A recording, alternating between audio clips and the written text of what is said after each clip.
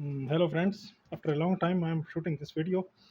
This is one of my ESR meter, equivalent series resistance meter, which is used for the electrolytic capacitors. As you can see, electrolytic capacitors are everywhere in power supplies.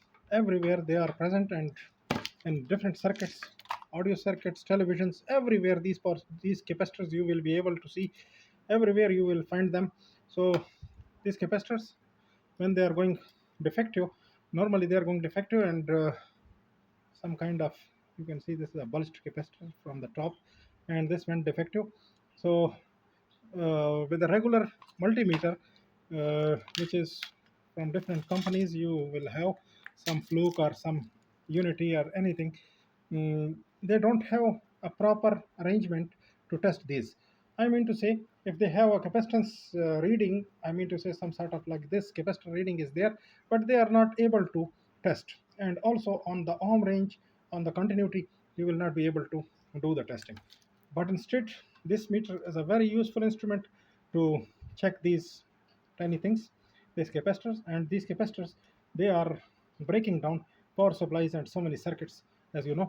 So the technicians which have very good experience with electronics, they are, without these meters, without the use of these meters, they are just replacing these capacitors. Sometimes they replace all the capacitors in the stage, and they are correcting the instrument or whatever the equipment. But the people who are just new in electronics and they are the hobbyist, they can't do this. So they will need some sort of instrument. I prepared this one. I made it with this diagram. In this diagram you can find it on the internet, and here, as you can see, this instrument is, and this one, this is, and the potentiometer you can see over here, and the switch, of course, in the power supply you will be able to find it over here. And LED indicator, I also put it on, which is not present in this diagram, but I put it to show the status of the meter, that it is switched on. So we will keep it downside right now, like this. And this one, these are the resistances, 1 ohm resistors, 1 ohm, 1 ohm, 1 ohm, this kind of resistors. 10 resistances are there, which I put it in series, and the end I put a 10 ohm resistance over here, as you can see. Why I have created a chain of these resistances, these are for calibration purpose. This meter is not for the ESR. Instead, this was some sort of voltmeter, as you can see. So we will calibrate it. How we will calibrate? This is a straightforward procedure. I mean to say, we will measure these resistances, and we will calibrate the dial. These are the two probes for this meter. As you can see, they are coming over here, and this wooden box I created. Now still this is new, so here inside you can see this one is 74HC14, and here is another IC which I put it from my side. This is a operational amplifier for the meter, and here is the meter, here is the potentiometer, and here is the battery. 3.7 volt, 4 volt battery.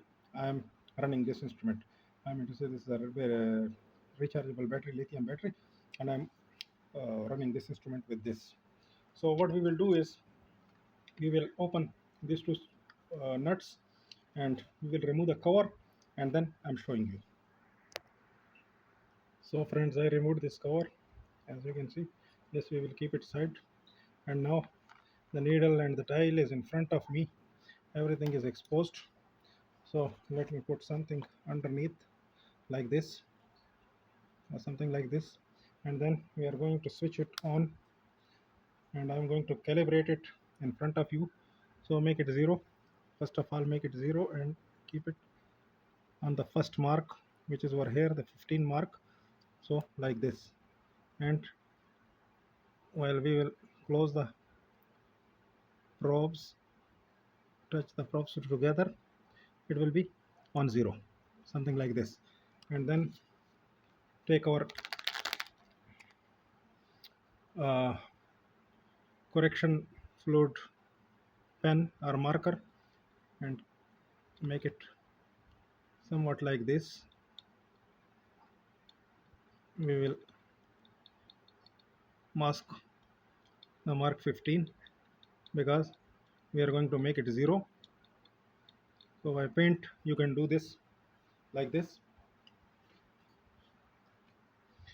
and keep it for some time for give it some time for settling, and then we will measure a 1 ohm resistance and will make a 1 ohm mark. So you can see this first one. After the first one, here is the 1 mark. Here is the 1 mark. So we will make 1 mark, mark 1, and or 1 mark, something like that. We will mark the 1 ohm over here like this, 1 over here, and 0 of course over here. Now you can see we have marked 0 and 1, and then of course now is the time to mark 2. So 2 resistances we will measure, and then switch this unit on, put it on 0, and make it perfect 0, something like that. All the time you will do it, and then after 10 the first one is number 2, like this. So what we will do is we will make it 2, and of course this 10 we will delete, or we will mask it like this, and this V also we have to mask, because we will put some ESR, something like that, over here.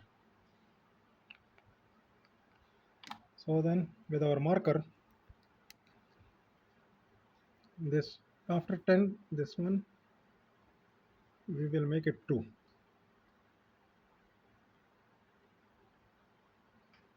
So the mark 2 we have made, and then now is the time for 3. So 3 resistances, and as you can see, first we will make it 0, perfect 0, and then 3. So 3 is just before or after this big mark. Here the small mark is number 3, so we will mark it as 3. Nothing fancy, just I'm making markings, so this will do. Now is the time for 4. So these 4 resistances,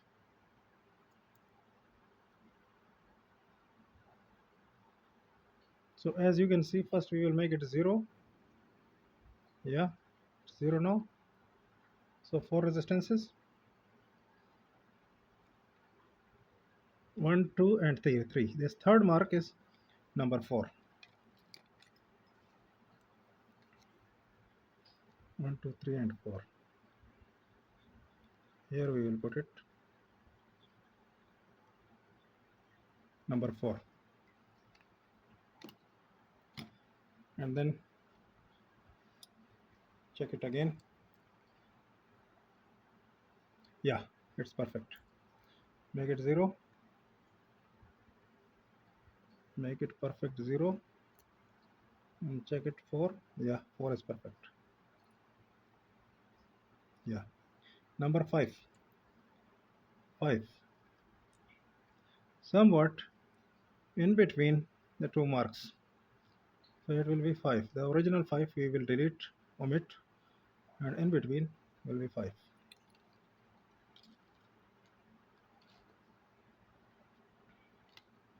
First of all, we will delete or omit this 5.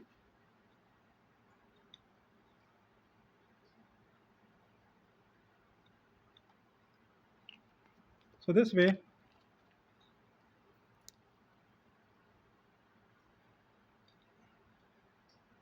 number 5, we will make it 5 when it will be, where it will take a time to settle up.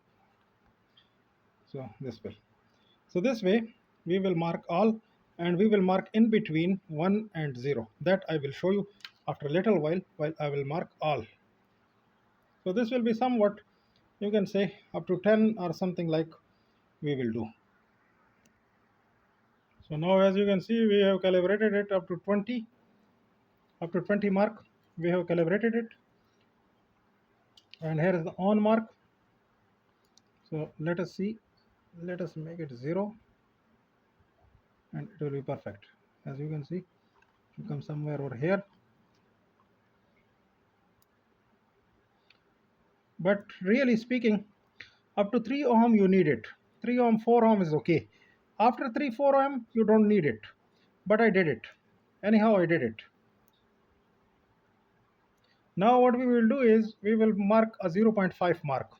So for 0.5, what we can do is we can make two resistances in parallel to 1 ohm resistance. If we make them parallel, then it will become 0.5. So 0.5 is somewhere over here. So we will make it 0.5 over here. 0.5.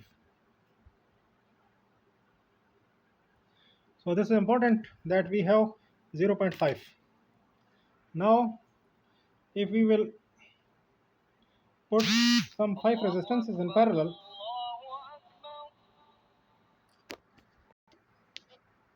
if we make some 5 resistances in parallel, it will become 0.2.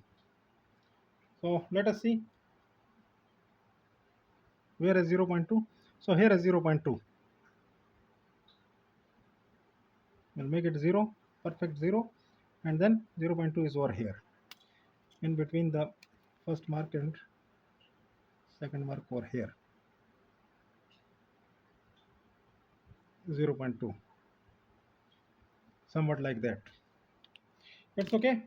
We calibrated, and now is the time to put the cover back, and this meter is calibrated some way like this. So hopefully you enjoyed this video and you learned something. We will use this meter in the next further videos, and I will show you the benefit of this meter, because right now I have a bad capacitor over here. So we will check this one, and I will show you how this behaves. So switch this on, make it 0, and check this capacitor.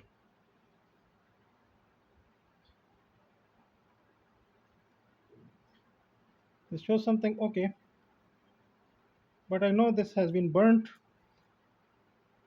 by heating or something like that. And I have another capacitor which I will show you. We have an example capacitor over here. You can see little bulging over here, not too much, but it is. And the value for this capacitor is, of course, 6.8 microfarad and 400 volts. This one. So we will check this one, and you can check it in circuit also. So let us see the meter, and this is not moving the meter at all. So it means this is defective. This capacitor is defective, and it will no more be working. So this is the benefit of this instrument. Very beautiful instrument, very nice instrument, and working very well. So hopefully we will be using this instrument in further repair videos, and you will enjoy those videos. So friends, thank you for watching. Stay tuned and subscribe, like my videos. Thank you for watching.